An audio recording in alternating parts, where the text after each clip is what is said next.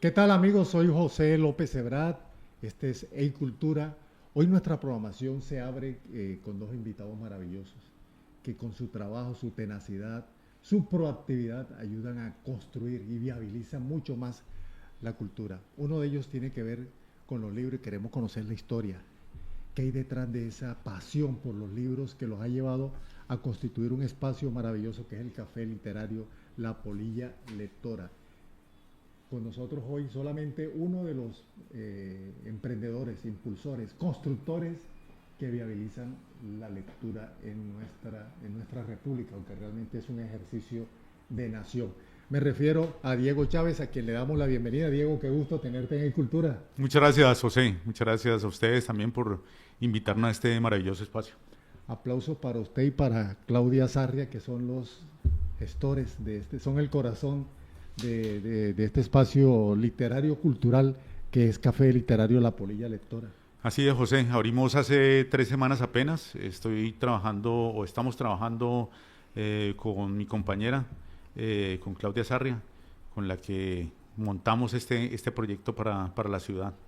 Bueno, vamos a evacuar la ecuación que usted me comentaba hace un rato. Un ingeniero industrial, una ingeniera industrial Sí, y un ingeniero agrónomo, agrónomo. ingeniero agrónomo, sí, señor. ¿Cómo llegan a ese punto en común de la lectura? Bueno, básicamente era, digámoslo, yo siempre había tenido, digámoslo, esa afición y esa pasión por la lectura.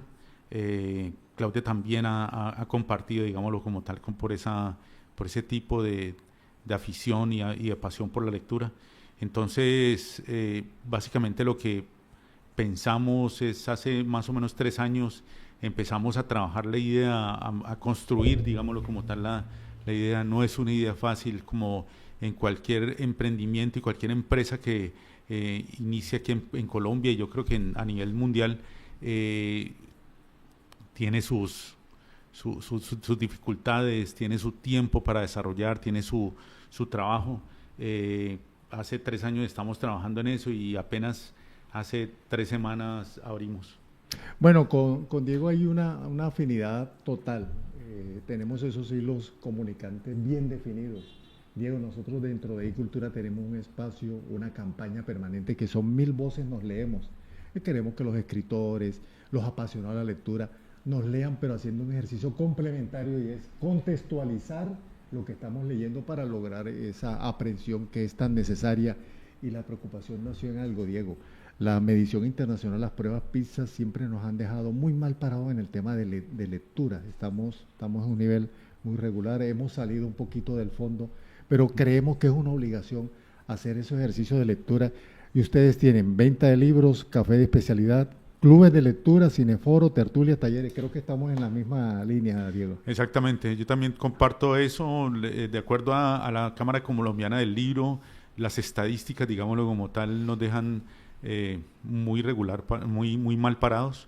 En Colombia se leen alrededor más o menos de en promedio 5 libros al año, pero yo la verdad pienso que debe ser mucho menos. Pienso que el promedio puede estar inclusive por debajo de 2 o de un libro promedio por persona. Hay gente que lee muchísimo, pero también hay muchísima gente que no lee nada. Entonces, la verdad pienso que este tipo de propuestas va apuntando hacia ese tipo de trabajo, de empezar a crear precisamente esos lectores, a crear precisamente, o crear inclusive gente que escriba, ¿cierto? Entonces, precisamente, otra de las cosas que propende el Café Literario La Polilla Lectora es por ese tipo de creación. Bueno, recordemos la Polilla Lectora, que es el café literario de Diego y Claudia, queda en la ciudad de Palmira. Palmira queda al suroccidente de la República de Colombia. Es uno de los recomendamos, uno de los pasos obligados para llegar es asistir a este espacio cultural, con énfasis en lo literario. Diego, nos cuesta mucho como para atrevernos, ser atrevidos, como buscando el origen de ese alejamiento de la lectura. De pronto es que no sabemos leer de manera funcional, de manera connotativa, de hacer lectura entre líneas. ¿Qué nos pasa frente al texto? Yo pues no, digámoslo, no sé sobre el tema, pero lo que yo analizo de mi parte es lo siguiente. es primero que todo, nosotros normalmente las clases en su momento español que nos tocaron a nosotros, eran clases que normalmente estaban desprovistas, digámoslo, de una pasión por el tema precisamente de la lectura. Nos daban textos que no coinciden, digámoslo como tal, con la etapa del colegio. Yo recuerdo, por ejemplo, haber leído textos colombianos. A mí la literatura que más me gusta es la colombiana, y recuerdo haber leído mis dos primeros libros, fueron dos libros colombianos, novelas cortas, ¿no es cierto? Me acuerdo tanto, el primero fue Risaralda, el segundo fue Tránsito, y que a mí en su momento pues no me llamaron la atención. Fue muy duro para mí leer. Yo era una persona con problemas de dislexia, con problemas de concentración, entonces era la tormenta perfecta para una persona que empieza a leer. Entonces, en ese sentido, me parece que es muy complicado. El profesor debe ser una persona que tiene que empezar a trabajar precisamente qué tipo de textos, por ejemplo, debemos empezar con novela, o deberíamos empezar, digámoslo como tal, con relatos cortos, o deberíamos empezar con cuentos, y dentro de los cuentos, qué tipo de cuentos, serían cuentos, por ejemplo, costumbristas, serían cuentos cortos, qué tipo de cuentos, digámoslo como tal, deberíamos empezar a transmitirlo o a darle al estudiante para trabajar. Diego, y aprovechar que en Colombia el trabajo alrededor de la literatura infantil ha sido muy fuerte. Sí, exactamente. Hemos tenido... Desde Jairo Aníbal Niño, que ha sido un precursor del tema. Hemos tenido muy buenos autores colombianos con textos excelentes a nivel de literatura infantil. Ahora inclusive se ve mucho una explosión, por ejemplo, de novelas gráficas, por ejemplo, que me parece a mí que puede ser otra manera de arrimarse a la literatura. Esa podría ser una forma de hacer algo mucho más... Mario Mendoza trabaja el tema, ¿no? Sí, exactamente. Y me parece a mí que, hombre, sería chévere que se explorara. Según tengo entendido, dentro del plan lector, el plan lector incluye la parte de novela gráfica dentro de los libros que se están trabajando precisamente en estos momentos. Bueno, Diego, vamos a hacer el ejercicio. Ya de pronto las personas que nos han seguido saben cómo es la dinámica. Vamos a escoger un libro. Observo que tiene a Julio César Londoño. Sí. Bienvenido al chelista Brian Ortiz, por favor, Brian, bienvenido. Vamos a tomar un libro de los que trajo Diego, el que usted desee. Vamos a leer un párrafo. Ajá, perfecto. Pero el ejercicio, ¿en qué consiste? Usted toma el párrafo, lo leemos en voz alta, lo compartimos a cada uno de ustedes y le vamos a hacer una reflexión pequeña. Vamos a contextualizarlo. Que esto se hace con todo el libro, pero en aras del tiempo lo vamos a hacer corto para que vayamos ubicando el alcance del Café Literario La Polilla Lectora, de la cual uno de sus directores, Diego Chávez, está con nosotros. Brian Ortiz, chelista joven, qué grato tenerte con nosotros, Brian. José, muy buenos días, muchas gracias por la invitación, muchas gracias por tenerme en cuenta para estar aquí. No, usted tan amable, joven artista.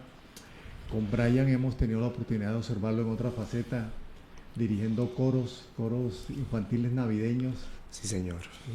Es maravilloso, realmente. Brian tiene una formación que va en proceso, de la formación musical de alto nivel, pero desde ya ha interiorizado su rol. Creemos que va a ser uno de nuestros directores, de esa camada de directores latinoamericanos que está dando mucho de qué hablar a nivel mundial, ¿no? Sí, señor, así es. Y vamos a observar, ya sobre todo a degustar algo de lo que es el cello, unas partes muy pequeñas. Pero antes, para que Brian vaya reposándose y acomodándose al espacio, vamos a escuchar el párrafo, Diego.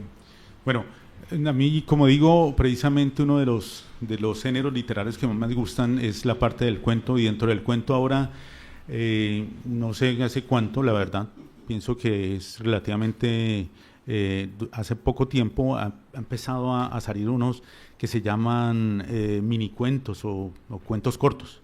Cuentos breves. O cuentos breves, exactamente. Aquí tenemos, por ejemplo, un ejemplo de Enrique de Cabeza Herrera, que se llama El rencor de Dios. Y dice así: el arco de la ira de Dios está tenso y la flecha preparada en la cuerda. Y la justicia apunta la flecha hacia tu corazón y tira de la cuerda. Y eso no es más que un puro placer de Dios, de un Dios enfurecido, sin ninguna promesa u obligación, que hace esperar la flecha un momento antes de que se embriague de tu sangre. Dime, hombre necio, ¿no has presentido una sombra a tu espalda que se esfuma en la luz si te vuelves para sorprenderla? Pues bien, ese es el Señor, el arquero inefable y atroz, que te persigue como un asesino y que para divertirse comprueba una y otra vez que puede derribarte cuando quiera. Bueno, Diego, dos inquietudes. ¿Cómo llegas a este libro? ¿Por qué el título, el autor? ¿Cuál es ese camino que viabiliza ese paso, ese tránsito del lector al libro?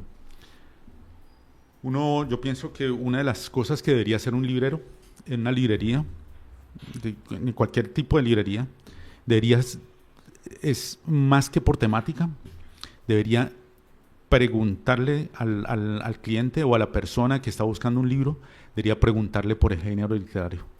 Pienso yo que el género literario es el que convoca y es el que precisamente le define a uno, ¿no es cierto?, el gusto por el libro, ¿no es cierto? Yo, por ejemplo, a mí no me gusta la novela.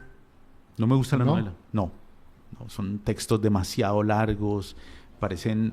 Yo soy una persona que tengo problemas de concentración, todavía tengo problemas de dislexia, entonces para mí eso es un caos total. Por ejemplo, si a mí me dicen, si a mí me hablan de Gabriel García Márquez, prefiero 1000 veces las crónicas y los relatos y algunos ensayos, por ejemplo, de Gabriel García Márquez, que la parte de las novelas. Las columnas que publicaron. Las columnas son geniales. La jirafa geniales. Se llamaba la columna, ¿no? Son geniales. Y cortas, están hechas a tu medida. A mi medida, exactamente. Entonces yo pienso, hombre, que el librero debería ser una persona que cuando entre en la librería y le pregunte y vea una persona indecisa o vea una persona pensando, digámoslo como tal, o sin saber qué libro va a comprar, lo primero que lo debería preguntar es no por el tema, que normalmente el tema es lo que le preguntan a uno. Debería preguntarles por el género. ¿Con qué género se identifica?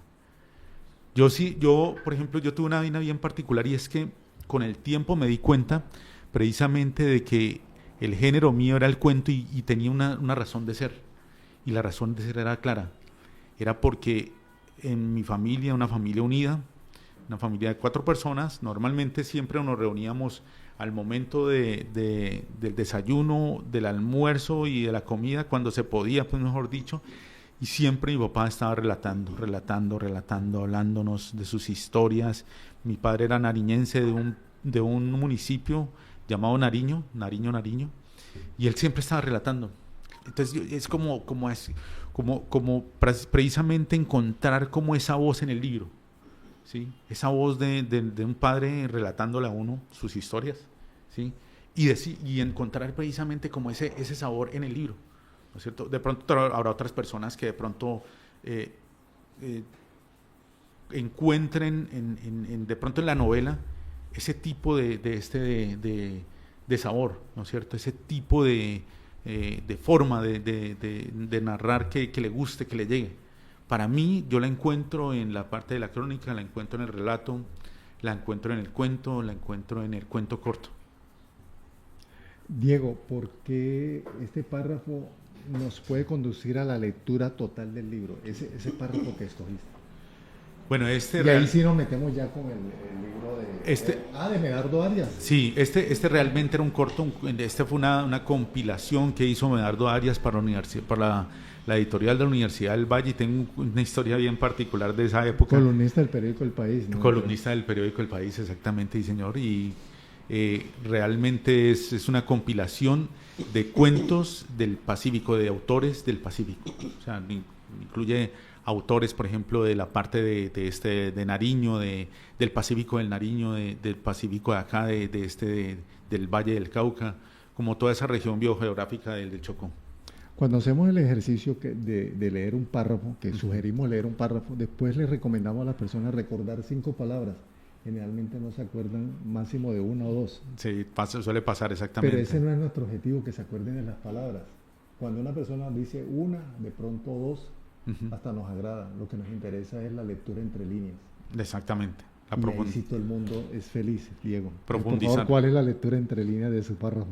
Ese es precisamente como esa obsesión precisamente del hombre por una figura, pues digámoslo, espiritual, o por una figura creadora, que en este caso él la relata como una figura prácticamente casi que vengadora, o casi que va detrás de un tipo de encuentro con ese hombre necio, como dice ahí, para llegar y darle la parte de su castigo. Bueno, tenemos nuestro invitado Brian Ortiz, chelista. Brian, la más reciente ocasión que tuvimos de escucharte fue en el Centro Cultural El Balcón del Ratón, del maestro Jacobo Pérez. Yo noto que cuando tú manejas tus cuerdas frotadas, el público logra un nivel de conexión absoluto. ¿Eso en general lo tienen todos los instrumentos de cuerdas frotadas, o el cello tiene ese rasgo, es propio? Yo pienso de la siguiente manera, pues todos los instrumentos, o más bien todos los intérpretes, alcanzan a llevar al público a cierto grado de clímax o a sentir cosas, ¿sí? Pero con las cuerdas, las guitarras, no solamente el cello, las guitarras, los violines, por ser instrumentos que van acorde al cuerpo, la gente empieza a sentir vibraciones y quizá empiece a recordar cosas de su infancia, que ha vivido con sus papás, ¿sí? Y pues eso también depende del músico, ¿sí? Porque de nada sirve tocar a la perfección cuando no transmito nada. Eso no puede pasar. Pero fíjate, Brian, le pregunto a Diego, el nivel de recogimiento a mí me sorprende. Lo he visto tanto en una catedral, en una iglesia, como en un centro cultural, alrededor de unas bebidas, y el recogimiento es igual. ¿Por qué las cuerdas causan eso, Diego? No, es impresionante, y a mí me parece que como ese tipo de música, por ejemplo, que era música como de cámara, ¿no es cierto? Sí. Que era para auditorios pequeños, ¿no es cierto? Donde la gente estaba como muy cerca a los intérpretes. Me parece que a mí, por lo menos, la música de cámara me llega muchísimo más, por ejemplo, que una orquesta sinfónica o filarmónica, ¿no? Y pienso que es por eso, ¿no? Por el nivel de acercamiento, por ese contacto tan cerca, o casi contacto con el intérprete. Sí, Brian. Lo que dice Diego es verdad, pues cuenta la historia de la música de cámara, pues que la música de cámara es una reducción de la orquesta. Sí, señor. Porque entonces en los cafés de los siglos pasados no cabía toda una orquesta, porque eran pequeños, eran sitios muy, muy pequeños. Entonces, ¿qué tocaba? No, vámonos 2 violines, una viola y el cello. Ya.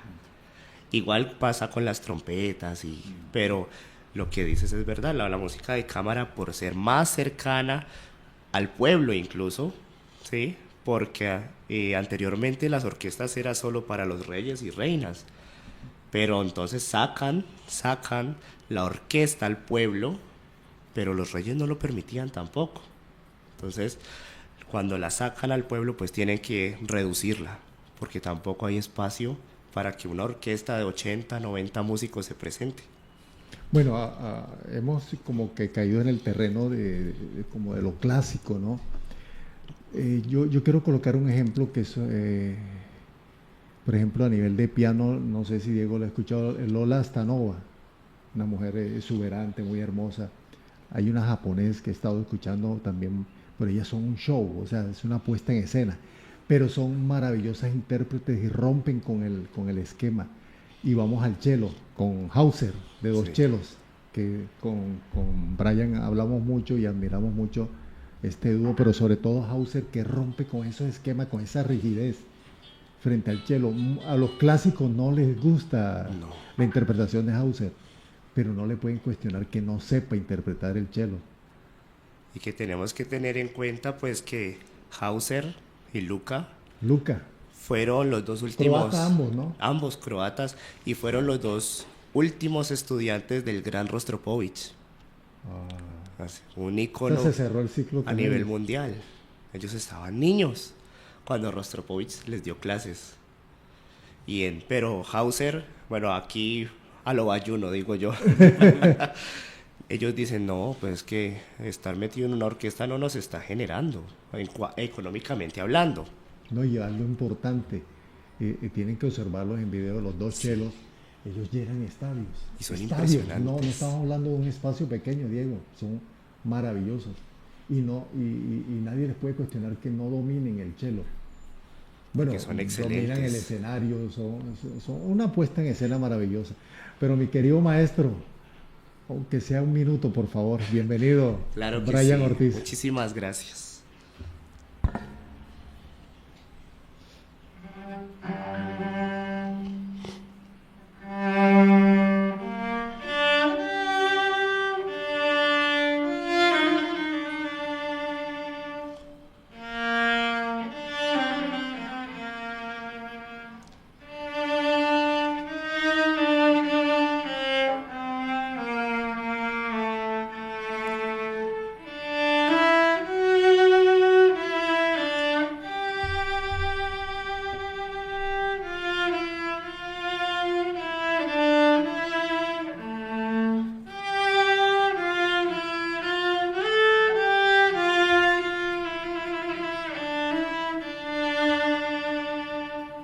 Oh, maravilloso. Muchas gracias.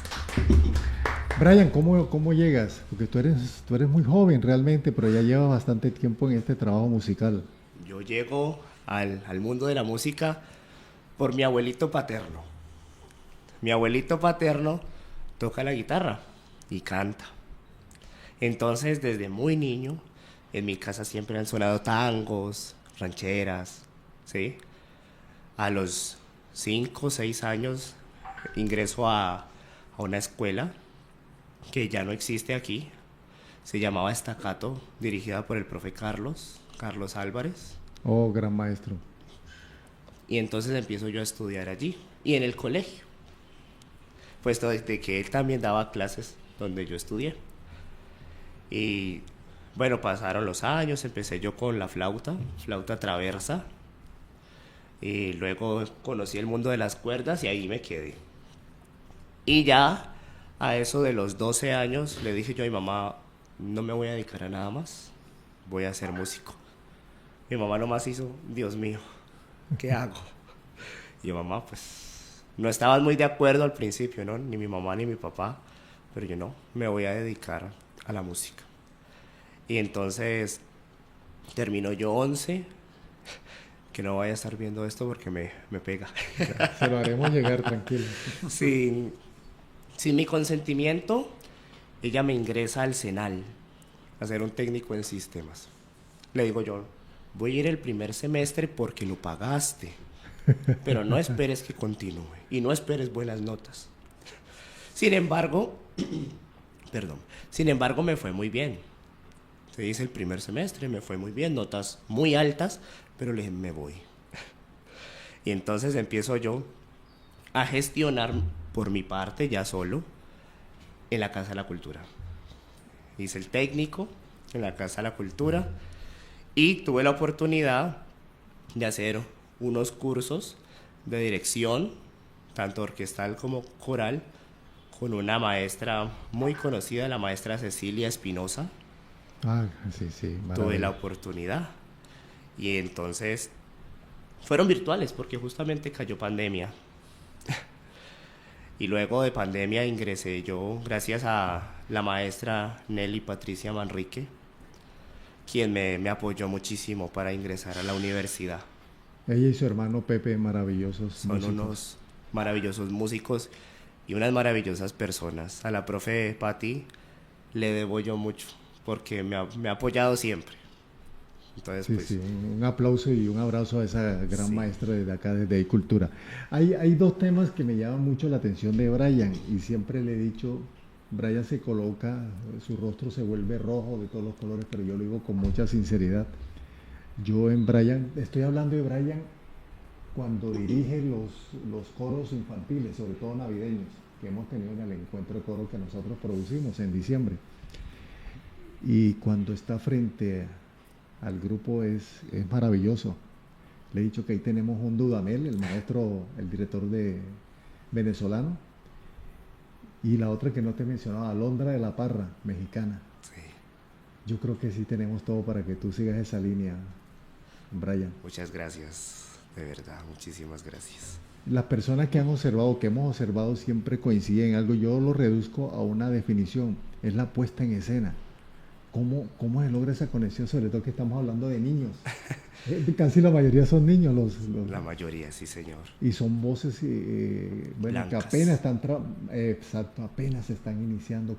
¿Cómo se logra? Porque se escucha maravilloso.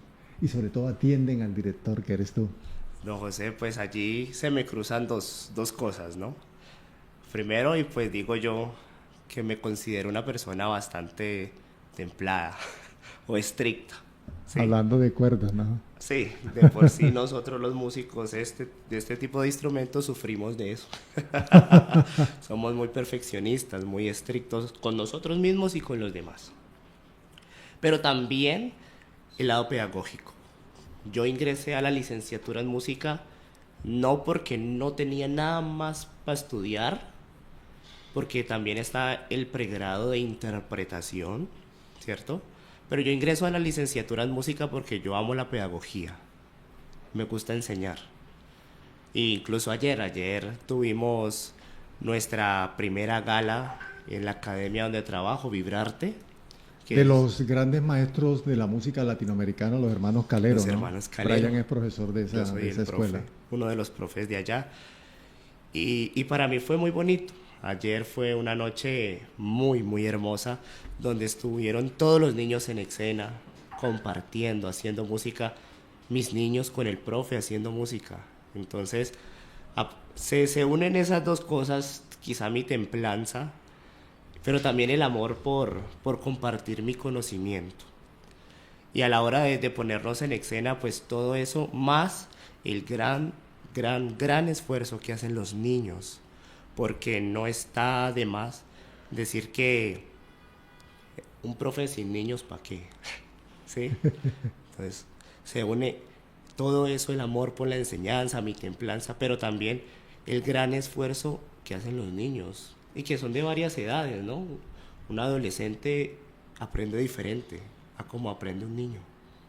Entonces hay que buscar la manera de que ellos se conecten y puedan hacerlo. Bueno, Diego, ahora que Brian habla de conectar como objetivo, como propósito, ¿cómo van a hacer ustedes para conectar los libros desde el Café Literario, la Polilla Lectora, la lectura con los niños? ¿Cómo va a ser esa conexión? Como decimos precisamente, es el tema de la lectura en Colombia es un tema que tiene muy poca, un promedio muy bajo. La idea es entonces tratar de formar lectores.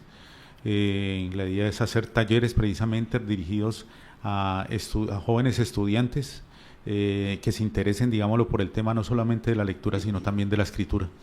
Pero también pensamos de que si no hay el espacio, no hay, digámoslo, es como, son cosas que se retroalimentan. Si no hay el espacio, pues no va a haber la gente que vaya, ¿no es cierto?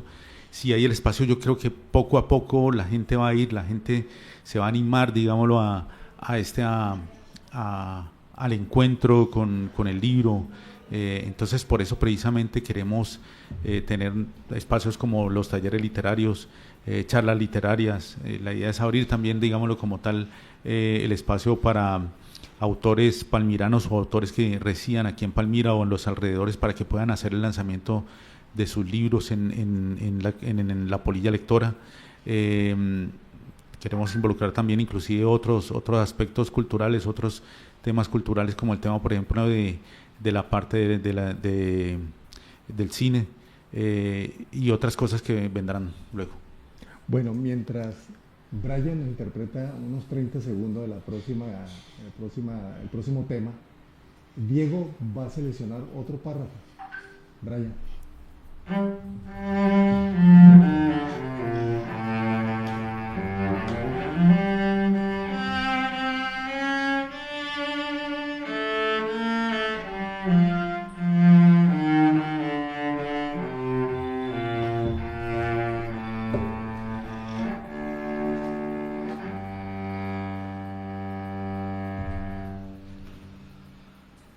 Muy bien, muy Muchas bien. gracias. Muchas gracias, Brian, a ti. Realmente maravillosa tu interpretación. La formación académica que realizas con la Universidad del Valle, una de las más importantes de la República de Colombia, tiene un techo, pero sé que tienes unas pretensiones con el exterior, Brian. Claro que sí. No las compartes, A ver, pues, infidencias musicales que van a ser realidad, ¿no? que van a ser realidad. Claro que sí. Mi pensar, y pues bajo la ayuda de Dios, siempre Sí, señor. a Dios de primero, es terminar mi carrera aquí, mi pregrado, y poder ir a estudiar al exterior, bien sea en la Escuela Superior de Música en España, Reina Sofía, Oh, o a uno de los conservatorios de Rusia, el Conservatorio Estatal de Rimsky-Korsakov, que es uno de los grandes conservatorios del mundo, que de allá vienen muchos profes, incluso a dar clases aquí en la Universidad del Valle. Tenemos la maestra Tatiana Chijova, que es violinista y es la maestra de la universidad, viene de allá y es una mujer impresionante con su instrumento. Entonces ese es mi pensar también, ir a seguir estudiando, seguir creciendo, no solamente musical, sino personalmente, ya que pues digo yo, no sé, otras culturas educan más. No quiero decir de que acá no, solamente que acá está ya pues normalizado lo que a uno le enseñan o le enseñaron, ¿sí? Allá no, allá la forma de vivir es diferente y en todos los países su forma de relacionarse, de estudiar es diferente. Tenía la oportunidad de compartir con mi maestra Natalia Lasprilla, y ella me decía, mi maestra de violonchelo al principio me hacía llorar, rusa también, la maestra Mariana Kononienko, pero son excelentes músicos, ¿sí? Que su educación, su formación fue así, y por ende pues ellos también enseñan de esa misma manera. sabes que nosotros hemos tenido la oportunidad de tener de invitados unos escritores, bueno, a gente que crea cultura maravillosa en Colombia y fuera del país. Una de ellas es Mari Grueso, ahora que hablamos de literatura infantil, juvenil, ella es una maestra del Pacífico colombiano.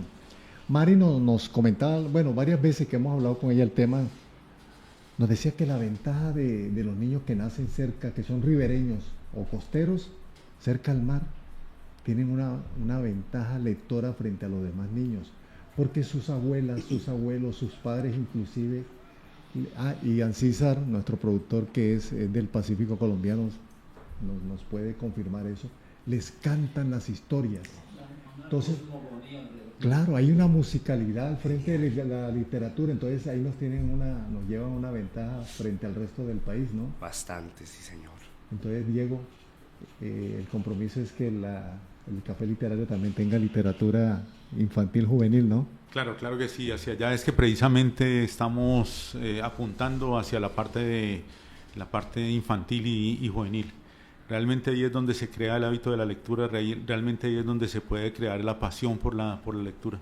Entonces, precisamente dentro de las actividades que tenemos están muy dirigidas hacia ese aspecto, y a esa. Pero a nivel de la apuesta van a hacer narración, se va a explotar mucho el tema de la oralidad. Sí, la idea es esa. La idea es mejor pues empezar, digámoslo, con unos proyectos pilotos, con un trabajo piloto dirigido hacia precisamente el tema de la lectura y el tema precisamente también de la escritura. Bueno, otro aspecto que va a ocupar, o ya de hecho está ocupando el espacio del Café Literario La Polilla Lectora, son los lanzamientos, la interacción alrededor de los libros, no solamente lanzamientos, sino análisis a través de los clubes de lectura, Diego. Así es, señor, sí. Tenemos que, digámoslo, aprovechar todo este conocimiento y todas estas personas que tienen un amplio bagaje dentro de la parte de la lectura y la escritura, precisamente para convocar a la gente y para hacer que la gente pueda ver todo ese tipo de trabajo que hay alrededor precisamente de la lectura, todo el contexto que tiene, por ejemplo, un libro. Un libro, digámoslo, se tiene que leer siempre dentro de un contexto histórico, social, todo tipo de estas particularidades, que la idea es que las compartamos también en la polilla. Bueno, escogimos el párrafo, Diego. Bueno, aquí tengo un libro precisamente de nuestro escritor palmirano Julio César Londoño, y precisamente quiero contar que el nombre precisamente de La Polilla Lectora es basado en un cuento de él. Nuestro café literario La Polilla Lectora quiere propender por hacer, trabajar en pro de no solamente de la cultura palmirana, sino también de esos símbolos de Palmira. La idea es que tengamos un espacio, como ya le había dicho, para la parte de los autores palmiranos, pero también van a encontrar allá, por ejemplo, un café que se cultiva en la parte media de las montañas de acá de Palmira. Los cafés que se van a ofrecer ahí van a ser cafés cultivados por agricultores palmiranos. También tenemos inclusive, por ejemplo, algunas plántulas de palmas, ¿no es cierto? Como ese símbolo precisamente que tiene la ciudad, y el nombre precisamente.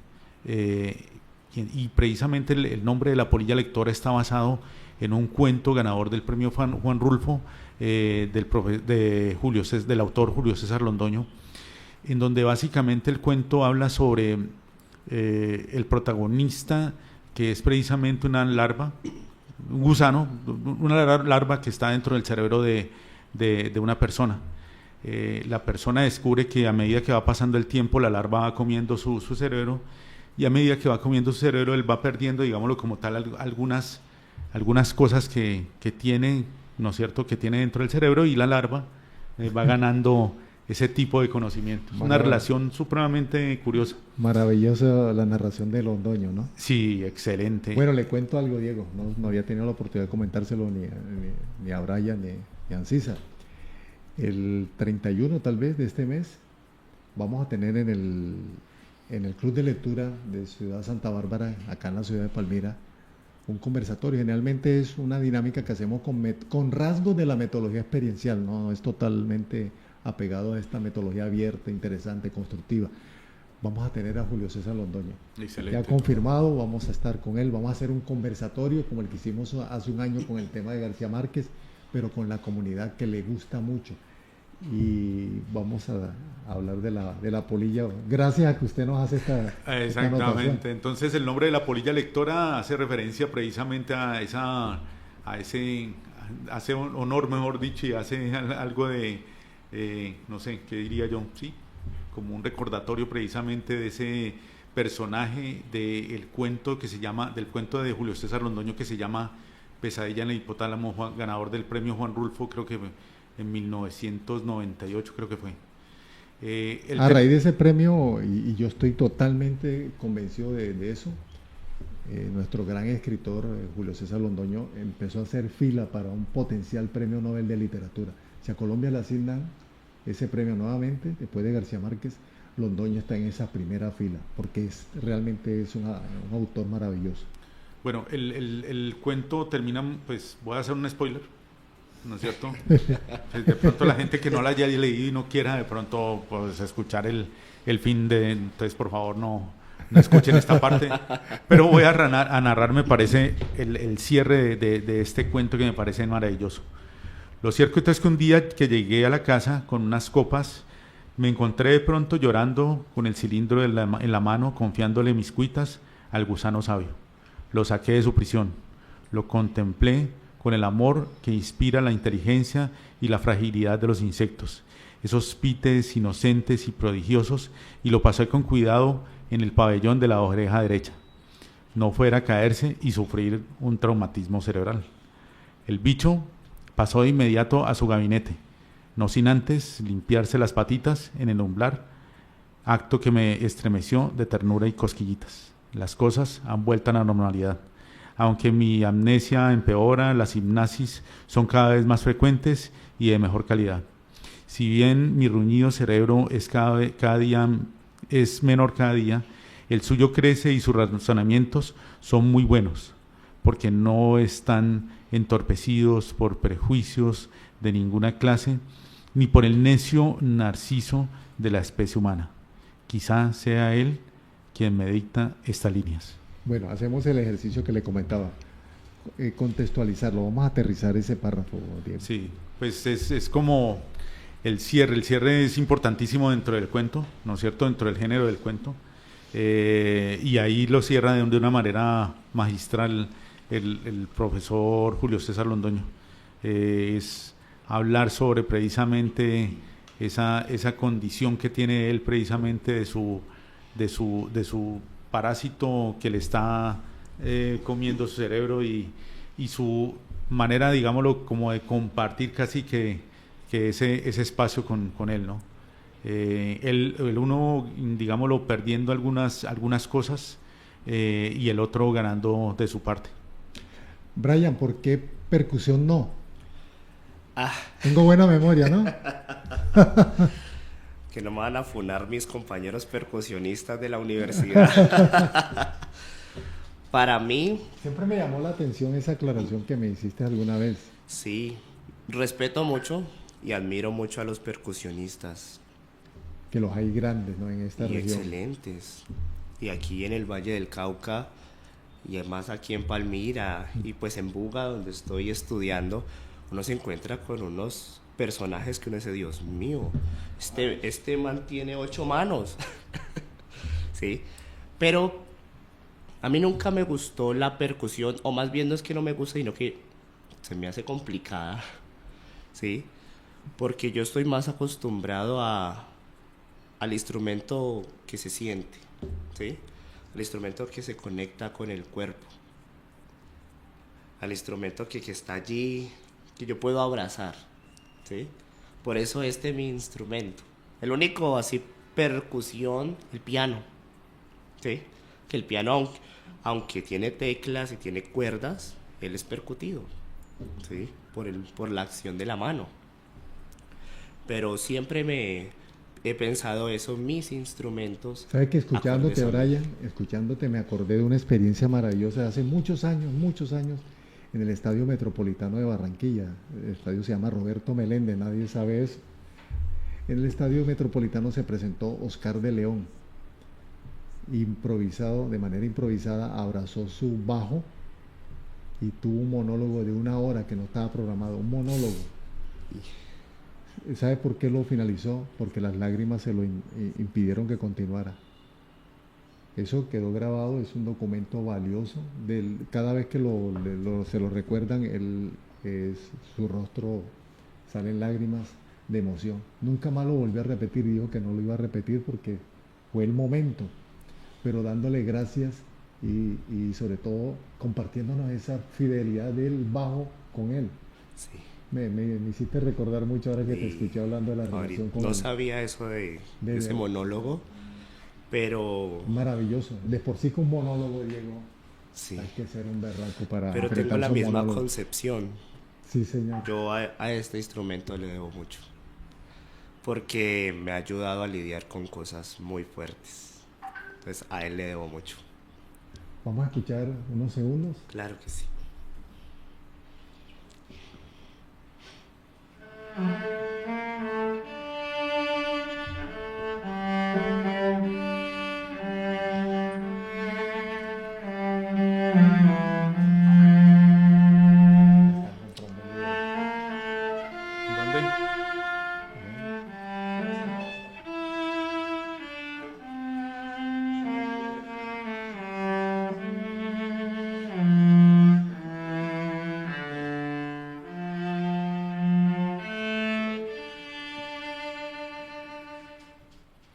Muchas gracias, Brian. Muchas gracias.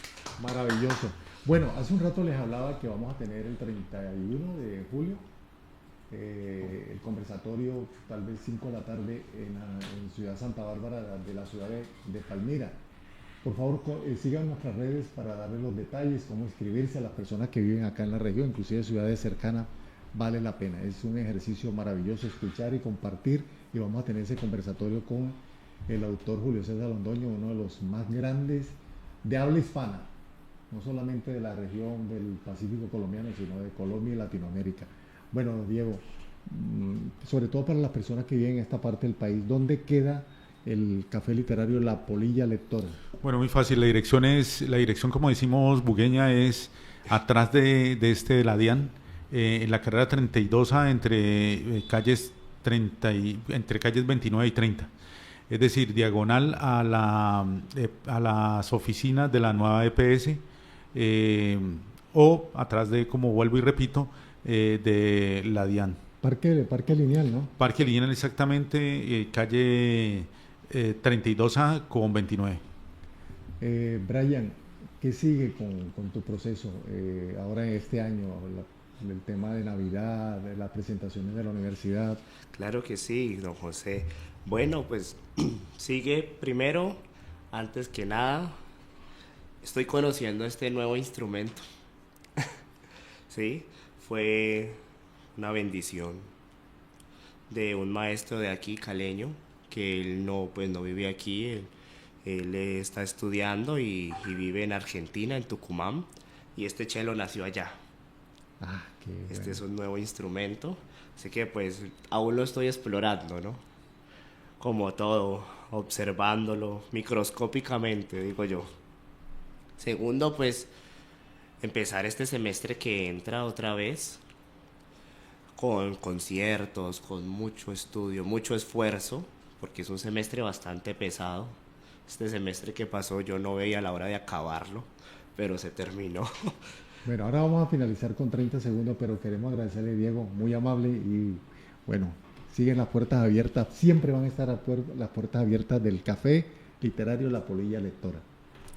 Por allá todos bienvenidos a probar un buen café palmirano y a degustar también toda la parte de literatura, tanto vallecaucana, colombiana e internacional. Gracias. A ustedes muchas gracias, muy amable. Este es Cultura y nos despedimos con 30 segundos con Brian Ortiz. Muchas gracias.